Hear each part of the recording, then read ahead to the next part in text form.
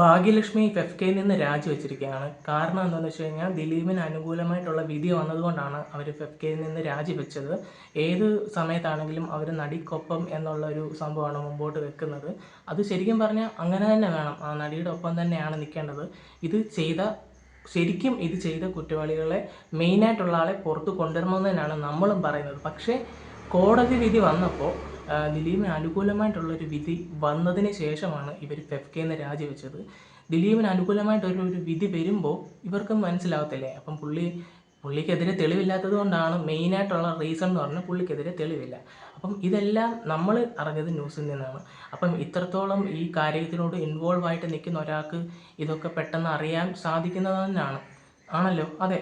അപ്പം അങ്ങനെ ഒരാൾക്കാണെങ്കിൽ ഈ ഒരു സംഭവം അറിയുമ്പം അവനാണെങ്കിൽ റിയാക്ട് ചെയ്യേണ്ട രീതി എന്ന് വെച്ച് കഴിഞ്ഞാൽ അയാളെ പിടിച്ച് അകത്തിടണം. അയാൾക്ക് ഈ ഒരു വിധി അല്ല അർഹിച്ചത് എന്നുള്ള രീതിക്കല്ല നമ്മൾ സംസാരിക്കേണ്ടത്.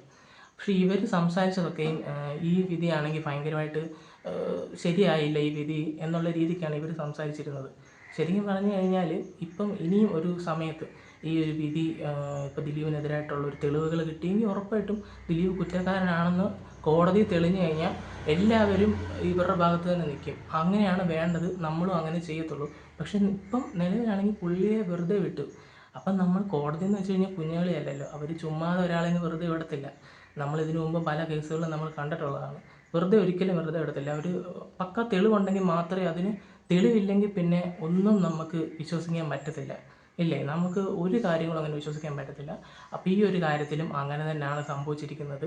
പിന്നെ എനിക്ക് പറയാനുള്ള സംഭവം എന്ന് വെച്ച് കഴിഞ്ഞാൽ ഇപ്പം ദിലീപല്ല ഈ ഒരു ഗൂഢാലോചനയ്ക്ക് പിന്നിൽ എന്നുണ്ടെങ്കിൽ, ഇപ്പം ഇത് അങ്ങനെയാണല്ലോ തെളിഞ്ഞത്. അങ്ങനെയാണെങ്കിൽ വേറെ ആരാണ് ഈ ഒരു ഗൂഢാലോചനയ്ക്ക് പിന്നിലെന്നുള്ളത് പോലീസുകാർ കണ്ടുപിടിക്കണം എന്നുള്ളൊരു സംഭവമാണ് എനിക്ക് പറയാനുള്ളത്. കാരണം ഇത് കണ്ടുപിടിച്ചാൽ, ഈ ഒരു സംഭവം കണ്ടുപിടിച്ച് കഴിഞ്ഞാൽ ടോട്ടൽ പ്രശ്നവും അവിടെ തീരും. ആ ഒരു സംഭവം മാത്രം കണ്ടുപിടിച്ചോ. ഇനി ദിലീപ് എന്തെങ്കിലും കള്ളത്തരം കാണിച്ച് അങ്ങനെ പുള്ളി കാണിച്ചതാണെങ്കിലും അത് കണ്ടുപിടിക്കണം. അതേപോലെ തന്നെ ദിലീപല്ല വേറൊരാളാണ് ഈ ഗൂഢാലോചനയ്ക്ക് പിന്നിലെന്ന് പോലീസിന് കണ്ടുപിടിക്കാൻ പറ്റുവാണെങ്കിൽ ഈ ഒരു കേസിൻ്റെ സംഭവം അവിടെ സ്റ്റോപ്പ്, പരിപാടി അവിടെ തീരും. അല്ലാതെ ഇങ്ങനെ വലിച്ചു നെറ്റിക്കൊണ്ട് പോകേണ്ട ഒരു കാര്യമില്ലെന്നാണ് എനിക്ക് തോന്നുന്നത്.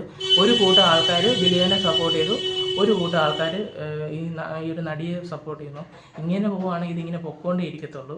ശരിക്കും ഇതിൻ്റെ ഒരു ഫൈനൽ ഒരു സംഭവം നമുക്ക് കിട്ടിയാൽ മാത്രമേ ഈ ഒരു കേസിനൊരു അന്ത്യം വരത്തുള്ളൂ. അല്ലെങ്കിൽ ഇങ്ങനെ പറഞ്ഞുകൊണ്ടിരിക്കും. ഇത് വിധി വന്നു കഴിഞ്ഞ് ഇപ്പോഴും പറഞ്ഞുകൊണ്ടിരിക്കുന്ന പോലെ തന്നെ റിപ്പീറ്റ് ആയിക്കൊണ്ടിരിക്കും. അപ്പം നമുക്ക് ഈ ഒരു കാര്യത്തെക്കുറിച്ച് ഇത്രയൊക്കെ പറയാനുള്ളൂ. അപ്പം നിങ്ങളുടെ അഭിപ്രായം എന്താണെന്നുള്ളത് നിങ്ങൾ കമൻറ്റ് ഇട്ട് പറയാം.